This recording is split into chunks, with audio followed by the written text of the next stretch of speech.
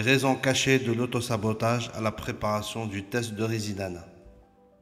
Chaque année, des milliers de candidats se lancent dans la préparation du concours du Résidana avec un objectif clair, se classer parmi les meilleurs. Pourtant, malgré des heures de travail, des sacrifices personnels et des révisions acharnées, une majorité échoue à atteindre le fameux top classement.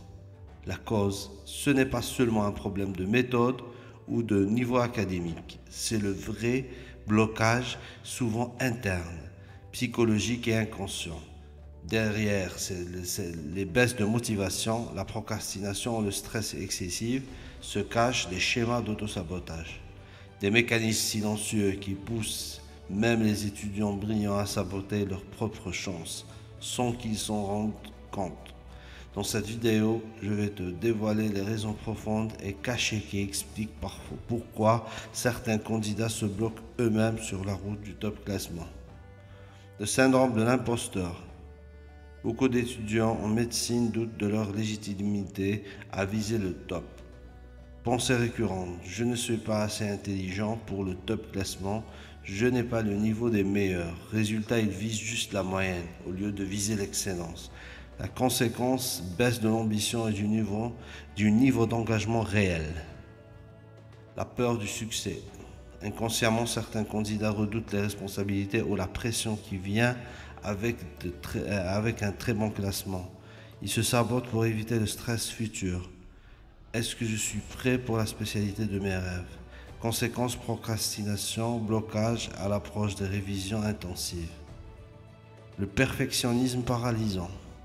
Chercher à tout maîtriser parfaitement avant même de commencer. Exemple, le candidat passe 3 semaines sur un seul module, puis se retrouve en retard et a bâclé le reste des modules à la fin de la préparation. L'excuse intérieure, je préfère bien faire que vite faire. La peur de l'échec et de l'évitement. Certains préfèrent de ne pas tout donner pour pouvoir se dire après coup, si j'avais vraiment essayé, j'aurais réussi. C'est une stratégie d'autoprotection inconsciente contre la déception. Conséquence, effort en demi-mesure, résultat moyen. La dispersion mentale et émotionnelle. Environ 80% des candidats passent d'un plan à un autre. Changer de méthode tous les mois. Suivre les conseils de tout le monde sans filtrer. Manque de constance et de stabilité dans la préparation. Conséquence, pas de stratégie solide ni de progression linéaire. L'addiction au confort. Inconsciemment, rester dans sa zone de confort est plus rassurant que de se confronter à l'intensité de la préparation au top classement. Exemple, choisir de réviser tranquillement son chrono, éviter les tests blancs ou les QC1 pour ne pas se confronter à ses lacunes. Conséquence, manque d'entraînement réel au stress et à la performance. Le poids de l'entourage, certains sont limités par l'environnement. Les proches démotivants, fais juste de ton mieux, n'espère pas trop haut. Collègues toxiques, le top est réservé aux génies. Conséquence, ils intègrent ces croyances limitantes et n'osent plus viser l'excellence. Manque de clarté sur les objectifs. Beaucoup de candidats n'ont pas une vision claire du pourquoi. Ils veulent un top classement. Conséquence, absence de motivation profonde et durable. Manque de projection sur leur futur métier ou spécialité.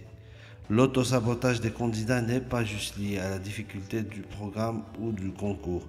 C'est souvent un mélange d'inconscient, de croyances limitantes et de mauvaise gestion ou de stratégie interne. Ce qui différencie ceux qui se classent au top, ils différencient et éliminent ces freins psychologiques, ils adoptent une méthode solide et travaillent aussi sur le mental, pas uniquement sur les cours.